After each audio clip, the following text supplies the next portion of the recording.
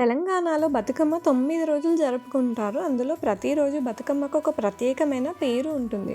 మొదటి రోజు ఎంగిలిపూల బతుకమ్మ మహాలయ అమావాస్య రోజున జరుపుకుంటారు. నువ్వులు, బియ్యపిండి, నూకలు కలిపిన నైవేద్యాన్ని సమర్పిస్తారు. రెండవ రోజున అటుకుల బతుకమ్మ అటుకులని నైవేద్యంగా సమర్పిస్తారు.